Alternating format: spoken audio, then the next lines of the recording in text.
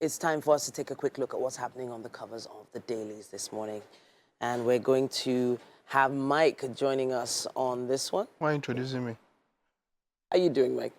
I'm good. Let's go. Let's go. What are you starting with? This Day. Okay. Newspaper Let's here. go.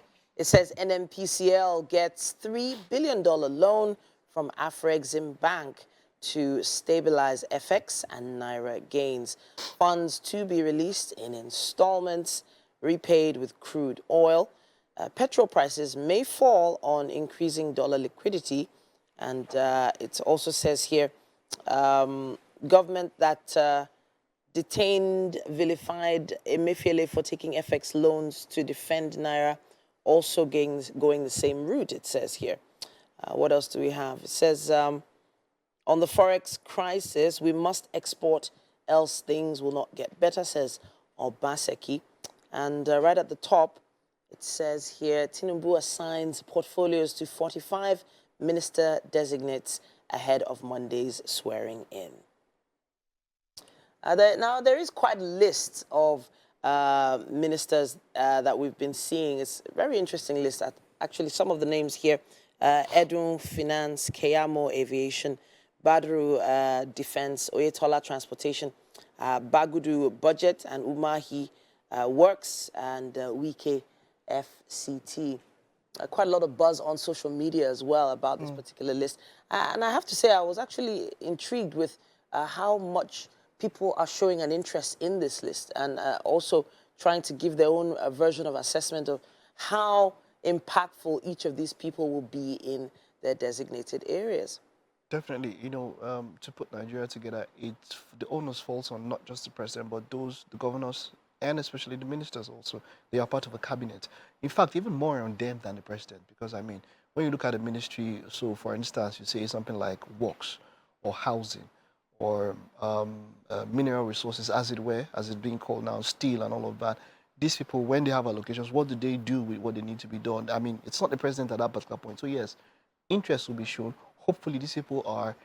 There's some of them that move. For all of them, of course, you need them to be good managers of people, and then for some of them, you need them to be passion projects. So, for instance, like sports and youth development and all of that, which are now been separated. So, but I would just say that.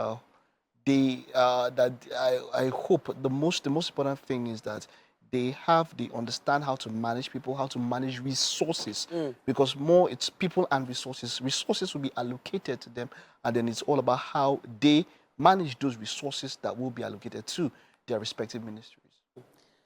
We all have, our hopes and thoughts on all those industries doing well, all those ministries doing well over the next few years. We're going to move on to the Daily Trust newspaper. Here it's on Niger, the major headline. AU opposes military action as ECOWAS readies forces. Mal's suspension and protests in Ghana, recruitment drive of volunteer fighters in Niamey.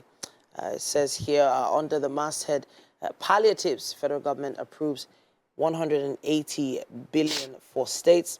Military says 3 officers, 22 soldiers killed by terrorists in Niger. Nigeria complex, but not too difficult to manage, says Tinubu. It also says here, beside the photo story, Abuja housewife bursts into tears as a barrow pusher escapes with her foodstuff, and Jega to lead Carter Center election observation mission to Zimbabwe. Address Forex challenges, other fiscal issues, experts tell Edu. And right at the bottom it says, bribery allegation heats up, Kano election petitions tribunal. Now, we do see quite a lot of headlines focusing on the north here. I'm not sure where we've reached when it comes to this issue of palliatives. Because there's a lot of back and forth about whether it's going to be as impactful to give a man a fish or actually teach him how to fish, so to speak. What do you think? One can do both. You can give him a fish while he's learning how to fish, because, I mean, if he's learning how to fish and his stomach is empty, what if he jumps inside the water with the fish? And my point is that you can teach him how to fish and also give those palliatives. So, but the issue has always been, remember from the time of COVID, how is palliative going to be shared? It is about the people, the process. What is the process like? We've heard a lot of things. If 5 naira is supposed to get to somebody at the end, it's 1 naira 50 kobo that gets to you. Somewhere in the process, some money is going down, all of that. Hopefully, this one is different. Hopefully, this one is different. Let's just see how it is going to happen, because we heard about a percentage, particular percentage is for direct disbursement, and then there's another percentage for foodstuffs.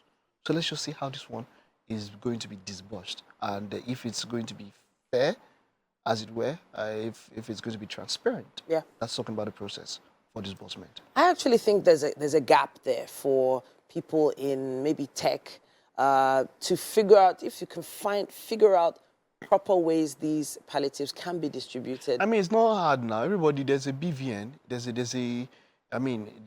data bank. I mean, you have BVN. It shouldn't be hard if you want to. But that's the point where people always find a way to hoodwink and go through stuff. But it is not hard if you want to actually be transparent. Let's see what we have on the cover of the Punch newspaper at this point. It says, Labour faults 180 billion naira palliatives, says governors will frustrate program. Says here states to get 180 trucks of rice. NLC, TUC worry politicians will hoard materials. NEC, NEC committee to meet Labour over subsidy relief. Tinubu appeals to Nigerians. It also says here in the photo story, Emefiele, DSS drops firearms charge. It says 6.9 billion naira fraud case adjourned. It says here, let's see. All right, let's see. Yeah, it also says military mourns 25 soldiers killed in Niger, hunts bandits. It says here, family faults release of Lagos chief's suspected killer. That's what we have on the cover of the Punch.